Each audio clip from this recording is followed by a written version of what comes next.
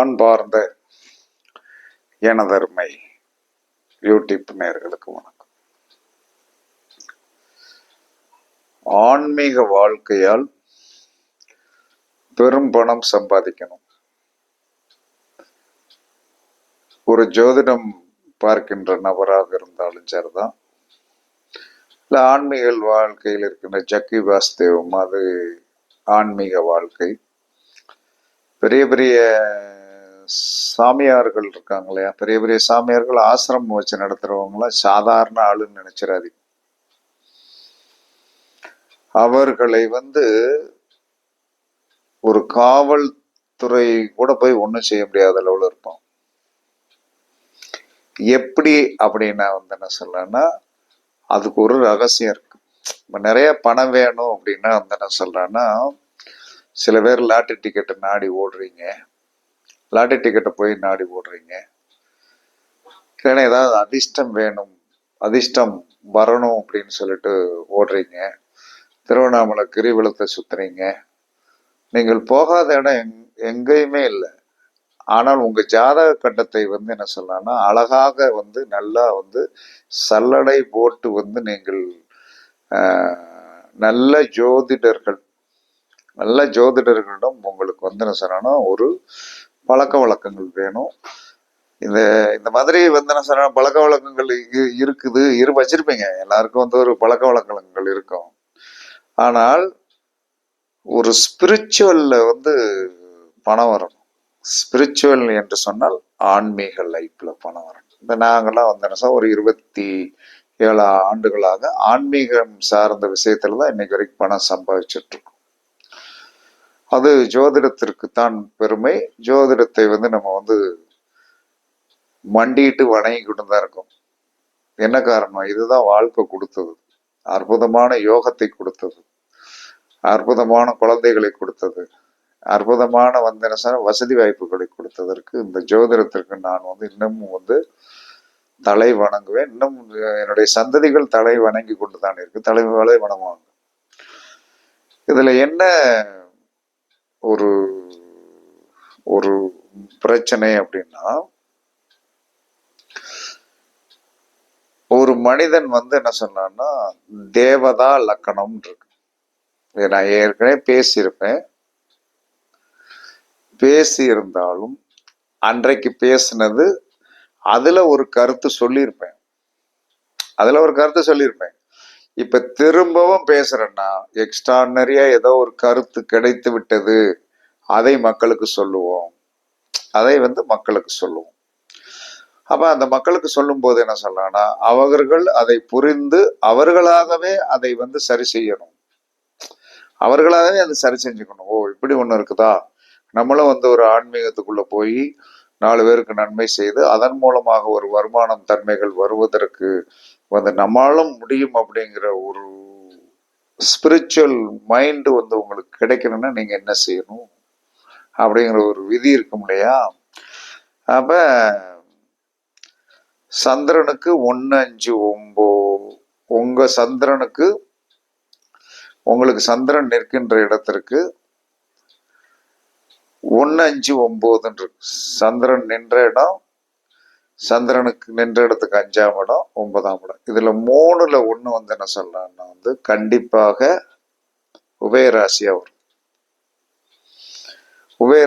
வரும். அந்த உபயராசியாக வருகின்றதுதான் உங்களுடைய தேவ லக்கணம். அந்த தேவ லக்கணத்துல என்ன சொல்லலாம்னா 5 குடையவன் போய் உட்காரணும், அல்லது 9 குடையவன் போய் உட்காரணும், அல்லது குரு உட்காரணும், கேது உட்கார்ந்து சம்பந்தப்பட்டால் இவர் ஒரு ஆன்மீகவாதியா இருந்து நல்லா சம்பாத்தியம் பண்ணி குடும்ப வாழ்க்கையில் இருந்து கொண்டும் வாழ்க்கையை நல்லா நடத்தி கடைசியில என்ன சொன்னா ஒரு பேரும் புகழோடு அவர் கடைசி வரைக்கும் இருப்பார் அப்படின்னு ஒரு சாஸ்திரத்துல வழி சொல்லணும். சரி, சந்திரன் என்ற இடத்துக்கு இப்போ ஒருத்தர் மேசராசின்னு வைங்க. அப்ப மேசராசிக்கு என்ன சொன்னா தேவதா லக்கணம் எது? மேசராசி என்பது சந்திரன் அங்க உட்கார்ந்துருக்காரு. சந்திரன் என்ற இடம் 1ஆம் இடமாகும், அதற்கு 5ஆம் இடம் சிம்மமாகும், அதற்கு 9ஆம் இடம் ஆகிய உபயம் யார் என்று சொன்னால் தனவு. இந்த தனுர் வீட்டுல எம்டி கட்டமா இருந்தா என்ன செய்வீங்க? தேவதா இலக்கணம், என் தேவதா இலக்கணம் மேசராசி. நான் மேசராசி, எனக்கு 9ஆம் இடம் வந்து தனுர் வீடு. நான் வந்து எனக்கு தேவதா இலக்கணம், நான் தேவதா இலக்கணம் கண்டுபிடிச்சு வச்சிருக்கேன், அவ்வளவுதான். இது மட்டும் தானே தெரியும். அதுல ஏதாவது என்ன சொன்னா, உங்களுடைய 5 குடையவனோ 9 குடையவனோ 5 குடையவனோ 9 குடையவனோ குருவோ கேதுவோ அந்த இடத்தில் வந்து பார்க்கணும், அல்லது சம்பந்தப்பட்டாதான் அது வேலை செய்யும். இப்படி எல்லா மனிதனுக்கும் வந்து இருக்கிறதா அப்படின்னா வந்து நம்ம உத்தரவாதம் சொல்ல முடியாது. ஜாதத்துல எல்லாம் 9ஆம் இடத்துல வந்து என்ன சொன்ன, தேவதா லக்கணத்திற்கு, தேவதா லக்கணம் எனக்கு வந்து மிதனத்துல வந்து என்ன சொன்னா குரு உட்கார்ந்துருக்காரு. உண்மையாவே எனக்கு வந்து அது வந்து வேலை செய்யுது, இல்லைன்னா சொல்ல முடியாது. இது பெருமையெல்லாம் கிடையாது. நம்மகிட்ட இருக்கிற வந்து என்ன சொன்ன, எனக்கு 32 பல்லு இருக்குன்னு சொல்லுவது பெருமை. எப்படின்னு சொல்ல முடியா? சொல்ல முடியாது இல்லையா? அதனால அந்த குரு இருக்கிறதுனால அதற்குண்டான ஒரு ஆதிபத்தியம் எல்லாமே இருக்கிறது. அதுல எந்த வித மாற்று கருத்தும் கிடையாது. கேது சம்பந்தம், உங்களுக்கு கேது இருக்குதா அல்லது குரு இருக்குதா, இது வந்து நம்பர் 1 பெர்ஃபெக்டான வந்து ஒரு ஆன்மீகவாதியா வந்துருவாங்க. 9ஆம் இடத்தோடு 9ஆம் இடம் உங்களுக்கு உபயலக்கணமாக வந்து, இல்லைன்னா உங்களுக்கு வந்து தேவதா லக்கணம் வந்து உபயலக்கணமாக வந்து, 9ஆம் இடத்தை விட்டுருங்க, உங்களுக்கு உங்களுடைய சந்திரனுக்கு, சந்திரன் நின்ற இடத்திற்கு 1 5 9 9ல் எது வந்து உபயலக்கணமாக இருக்கிறதோ அதுதான் தேவலக்கணம். அந்த லக்கணத்தில் உங்களுடைய 5 குடைவன் சம்பந்தப்படணும், இல்லை 9 குடைவன் சம்பந்தப்படணும், அல்லது குரு சம்பந்தப்படணும், அல்லது கேது சம்பந்தப்படணும். இப்படி இருந்தால் இவர்கள் ஆன்மீகத்தில் வந்து பிரதிபலிப்பார்கள், ஜொலிப்பார்கள். இவர்கள் வந்து என்ன சொன்னா, வாழ்க்கையில் வந்து என்ன சொன்னா பெரிய ஞானத்தை வந்து எப்படி கொடுக்கும்னே தெரியாது. இது அனுபவத்துல சொன்ன, ஞானத்தை எப்படி கொடுக்குன்னே தெரியாது. இன்னைக்கு இந்த வித பேசணும்னு எந்த டாபிக்குமே, நான் வந்து இன்னைக்கு என்ன செஞ்சேன்னு தெரியுமா, தோட்டத்துல வந்து என்ன சொன்னான்னா வந்து உழவு போட்டாங்க, அதை போய் இருந்து பார்த்துட்டு 9:30க்கு போன மனுஷன் வந்து 4 5 மணிக்கு தான் வீட்டுக்கு வந்தேன். அங்கேயே சாப்பாடு கொண்டு வந்தேன், சாப்பிட்டுட்டு நீட் பண்ணிட்டு எல்லாமே பண்ணிட்டு வந்தேன். 2 மணி நேரம் ரெஸ்ட் எடுத்தேன். 7 மணிக்கு உட்காந்துட்டு நான் என்ன வீடியோ போடுறேங்கிற கின்ஸ் எல்லாம் எடுக்கல. உட்கார்ந்த பிறகு வந்து என்ன ஒரு உதயமாகும். இது 3வது வீடியோ. இப்ப இதுல சம்பந்தம் இல்லை, 5 குடையவன் சம்பந்தப்படல, 9 குடையவன் சம்பந்தப்படல, குரு சம்பந்தப்படல, கேது சம்பந்தப்படல. அப்படின்னா எங்களுக்கெல்லாம் வேற வழி சொல்லியா அப்படிங்கிறதா. நமக்கு எல்லாம் வந்து என்ன, நீ இல்லாதவன் அனுபவிக்கணும், இருக்கிறவன் அனுபவிச்சுட்டு இருக்கான், இல்லாதவன் அனுபவிக்கணும்ல. அப்ப என்ன பண்றது? அப்ப சந்திரன் நின்ற இடத்திற்கு உபயலக்கணமாக எது வருகிறதோ அதுதானே உங்க தேவலக்கணம். அதுல வந்து குரு சம்பந்தப்படல, கேது சம்பந்தப்படல, 5 குடையவன் சம்பந்தப்படல, அது 9 குடையவன் சம்பந்தப்படல. அப்ப நான் வந்து தேவதா இலக்கணம் மட்டும் எனக்கு தெரியும், ஆனா அதனால் எந்தவித பலாபலனும் இல்லாமல் இருக்கிறேனே, நான் என்ன செய்வது என்பது ஒரு எல்லா மனிதனுக்குமே வந்து ஒரு கேள்வி வரும். நீங்கள் ஆன்மீகவாதியாக ஆக விரும்புகிறீர்களா? ஜோதிடத்தில் ஜெயிக்க விரும்புகிறீர்களா?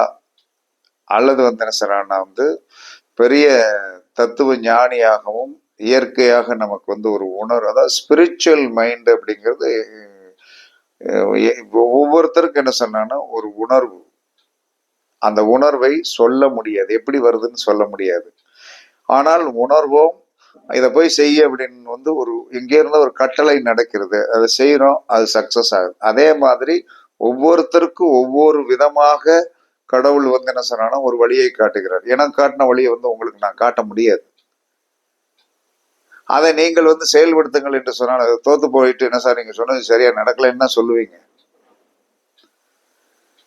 இப்ப நான் சொல்ல போறது, நீங்கள் ஜெயிக்கணும்ல. அப்ப உங்களுடைய தேவதா இலக்கணம் நீங்க கண்டுபிடிச்சு வச்சுட்டீங்க.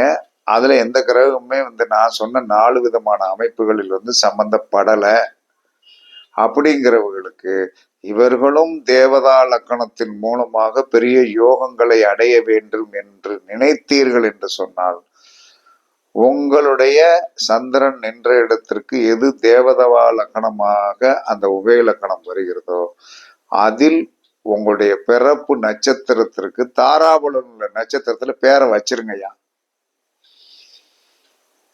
அந்த பேரை நீங்க யூஸ் பண்ண என்ன நடக்கும்? கண்டிப்பாக அந்த தேவதா லக்கணம் வேலை செய்ய ஆரம்பிச்சிடும்.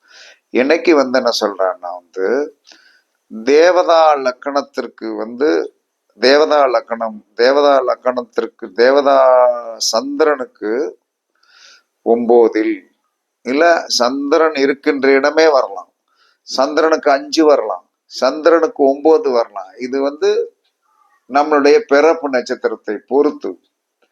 அப்ப இப்ப எனக்கு சந்திரனுக்கு 5ல தேவதா லக்கணம். அப்ப பூர்வ புண்ணிய கருத்துக்களை எதுக்க ஒருத்த உட்காந்தானே எப்படி எல்லாம் வருது, அது ஆட்டோமேட்டிக்கா வந்துடும். நான் பாட்டுக்கு சொல்லுவேன், ஆமா சார் அப்படின்னா. அதுதான் அந்த தேவதா லக்கணத்தோடைய பெரிய கொடுப்பினை. அவ தேவதா லக்கணத்துல என்ன சொல்றான்னா, சார் குருவும் கேதும் தானே இருக்கணும்னு சொன்னீங்க,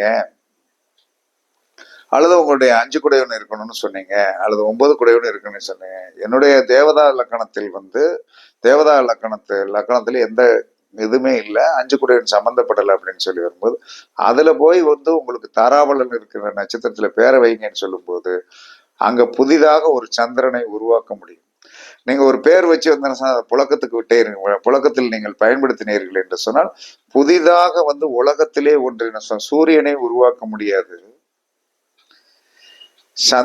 சூரியனை உருவாக்க முடியாது, மற்ற எந்த கிரகத்தையுமே என்ன சொன்னா சிருஷ்டிக்க முடியாது. தாய் என்று சொல்லக்கூடிய சந்திரனை அந்த இடத்துல ஃபிட் பண்ணுங்க. ஏன்னா அது உங்க சந்திரன் ஆயிரும். உங்களுடைய கூப்பிடுகின்ற பெயர் ஒரு நட்சத்திரத்தோடைய ஆதிபத்தியம் உடையதாக அங்கே வரும்போது அது தேவதா லக்கணத்தில் நீங்கள் புதிதாக வைத்த பெயர் உட்காரும் போது என்ன நடக்கும்?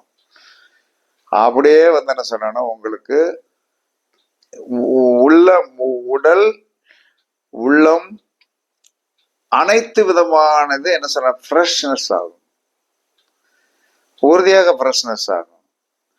நீங்கள் எப்பயுமே இன்னும் கவனிச்சு பார்த்திருக்க மாட்டீங்க, உங்களுடைய தேவதா லக்கணத்திற்கு தேவதா லக்கணம் என்று சொல்லக்கூடியது இந்த 4 தான் வரப்போகுது.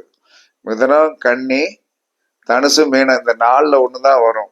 இந்த இடத்திற்கு உங்களுடைய 5 குடையவர் அடி எடுத்து வைக்கும் போதும் 9 குடையவர் அடி எடுத்து வைக்கும் போதும் அந்த இடத்திற்கு கேது அடி எடுத்து வைக்கும் போதும் அந்த இடத்திற்கு குரு அடி எடுத்து வைக்கும் போதும் உங்களுக்கு ஒரு நல்ல நிகழ்வுகள், நல்ல காலங்கள், நல்ல தன்மைகள் நடக்கும் அப்படின்னு சாஸ்திர உண்மை சொல்கிறது. என்னுடைய தேவதா லக்கணம் அதுல குரு இருக்கிறது. இந்த குரு இப்ப குரு இருக்கின்ற இடத்து குரு இந்த காலத்தில் ஒரு பெரிய பொக்கிஷம் என்னன்னா, நான் பெற்ற குழந்தையில 2வது குழந்தை என்ன சொல்லலாம்னா, ஒரு சாதாரண எக்ஸாம் எழுத போச்சு. ஒரு எக்ஸாம் என்ன சொல்லலாம்னா இன்டர்வியூ மட்டும்தான், அரசாங்கத்திலே வேலை கிடைச்சிச்சு. இது யாருக்கு பெருமை? எக்ஸாம் எழுத போயிட்டு வாங்க, போறீங்களா, சரி பத்திரமா போயிட்டு வாங்க, நீங்க நல்லா பண்ணுங்க, ஜெயிச்சிருவீங்கன்னு இந்த ஒரு வார்த்தையை மட்டும்தான் நான் சொன்னது. அது ஜெயிச்சு என்ன சொல்றான்னா, நான் தான் போன இந்த 2ஆம் தேதி என்ன சொன்னேன், 2/12 என்ன சொன்னேன், பாண்டிச்சேரியில் ஜாயின் பண்ணிட்டு 3 நாள் ஃபேமிலியோட கூட இருந்துட்டு வந்தேன். இதுதான் நம்மளுடைய வெற்றி. நம்ம பிள்ளைக்கு கிடைச்சா நமக்கு கிடைச்ச மாதிரி தானே, அது நம்ம பிள்ளை தானே. இது பெருமை இல்லை. வாழ்க்கையில் அது ஜாயின் பண்ண போகும்போது, ஒரு அரசாங்கத்துக்குள் ஜாயின் பண்ண போகும்போது, நான் ஜாயின் பண்ண காலம் எனக்கு ஞாபகம் இருக்கு, என்னுடைய மூத்த குழந்தை ஜாயின் பண்ண காலம் இருக்குது, பையன் ஜாயின் பண்ண காலம்லாம் ஞாபகம் இருக்குது. இந்த குழந்தைக்கு வாழ்க்கையில் அரசாங்கத்துக்குள்ள போய் அப்படி ஒரு ஜாயின் பண்ணும்போது அந்த குழந்தைய விட நான் தான் ரொம்ப சந்தோஷப்பட்டேன். அதே மாதிரி நீங்கள் சந்தோஷப்பட வேண்டும் என்பதற்காகத்தான் உங்களுடைய குடும்பங்களும், உங்களுடைய மனைவி, உங்களுடைய குழந்தைகள் அனைவரும் நல்லா சந்தோஷப்படணும், நீங்க எல்லாரும் நல்லா இருக்கணும். ஆமாங்க, எப்பயுமே ஒரு காடு நல்லா இருந்து சுத்தி இருக்கிற காடெல்லாம் பொட்டல் காடாக இருந்தால் அந்த பாதிப்பு இந்த காட்டுக்கு வரும். அதனாலதான் அடிக்கடி சொல்லுவேன், வாழ்த்து சொல்லி கொண்டுதான் முடிப்பேன். என்ன காரணம்னா, என்ன ஆயிருப்போது, எல்லாரும் நல்லா இருங்க, முடிஞ்சு போச்சு. அதனால ஆன்மீக அருளும் தெய்வ சக்தியும் தெய்வ பலமும் வேண்டும் என்று சொன்னால், அதனால் பொருளாதாரம் வேண்டும் என்று சொன்னால், அதனால் உச்சத்திற்கு வந்து என்ன சொல்ற அமௌண்ட் கொண்டாந்து கொடுக்கணும். நம்ம கேட்டதை கொடுக்கணும். நான் கேட்டதெல்லாம் கொடுத்துருவாங்க. இதை பாக்குற அத்தனை பேருமே சொல்லுவாங்க, ஏன் இவ்வளவு தூரத்துக்கு உள்ள வச்சிருக்கியா சரக்கு? சரக்கு இருக்கிறதுனாலதான் நான் எடுத்து பேசுறேன், இல்லைன்னா பேச முடியாதுங்க. ஜோதிடத்துல பேச முடியாது. அவ அந்த ஒரு ஆதிபத்தியத்தை நீங்க வாங்க, யாரு வேணாலும் வாங்க, நான் சொல்றத கேளுங்க. கண்டிப்பா ஒரு வருஷத்திற்குள்ள வந்து என்ன சொன்ன நீங்க நல்ல ஒரு பொசிஷனுக்கு வருவீங்க. ஆனால் வந்து என்ன செய்ய விதைக்கிறதுக்கு கஷ்டப்படுறீங்க. ஏனால் உங்களிடம் வாங்கிய காசை வந்து நான் இன்னொரு இடத்தில் விதைத்து கொண்டுதான் இருக்கிறேன். எனக்குன்னு ஒரு பங்கு உண்டு. விதைச்சுக்கிட்டது இன்னைக்கு நான் வந்து ஒரு இடத்துக்கு போயிட்டு வந்திருக்கேன்னா எவ்வளவு விதைச்சிருப்பேன் அப்படின்னா கணக்கெல்லாம் பார்க்க மாட்டேன்.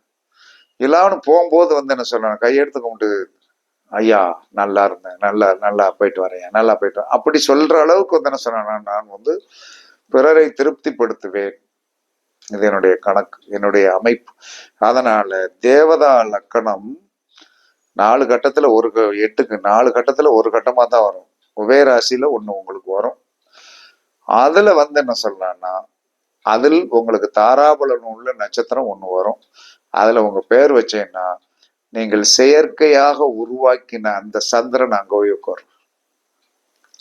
செயற்கையாக உருவாக்கிய சந்திரன் அங்கே உட்காருவார். நான் ஒரு செயற்கையாக ஒரு சந்திரனை உருவாக்கினேன். சூரியனுக்கு 7ல் சந்திரன். சூரியனுக்கு 7ல சந்திரன் என்னது? பௌர்ணமி. பௌர்ணமி தானே. சூரியனுக்கு 7ல சந்திரன் இருந்தால் பௌர்ணமி தானே. பௌர்ணமிக்கு என்னது? திதி சூனியம் கிடையாது. அதனால பொருளாதாரம் வந்து பிரச்சனை கிடையாது. எப்படி மனுஷனுக்கு தேவை அதான. அந்த மாதிரி ஜோதிடத்தில் வந்து மூளை அதை வந்து நம்ம செயல்படுத்தி தேவதா லக்கணத்தை வைத்து பெரிய வெற்றிகளை பெற்றவர்கள் இன்றும் இருக்கிறார்கள். நீங்களும் அப்படி ஆவதற்கு அதுக்கு எந்த மாதிரி பேர் வைக்கணும், என்ன மாதிரி அப்படிங்கிற விதிகள்லாம் இருக்குது. வாங்க செஞ்சு கொடுப்போம். வரல என்ன ஒண்ணும் பண்ண முடியாது. படிச்சுட்டு நீங்களா வச்சுக்கிடுங்க. என்னை பொறுத்தளவில் வருகின்றவர்கள் நன்றாக இருப்பார்கள், வராதவர்கள் என்ன பார்த்து தெரிந்து கொண்டு நீங்களும் நன்றாக இருப்பீர்கள். அவ்வளவுதான் சொல்ல முடியும். வரலையே அப்படின்லாம் சொல்லல மாட்டேன். காரணம் வந்து பொதியை தூக்கி சமக்கணும் இல்லையா. அதனால தேவதா லக்கணத்தின் ரகசியத்தின் ரகசியம், பொருள் சேர்க்கும் ரகசியம் இதுவே என்று கூறி உங்களிடமிருந்து விடைபெறுவது சிப்பிப்பாறை ஜோதிடரசு ஆதிராகவன் ஜெயபாலாஜி. சுகமே சூழ்க, சுகமே சூழ்க. வாழ்க வளமுடன், வாழ்க வளமுடன். வணக்கம், வணக்கம், வணக்கம், வணக்கம்.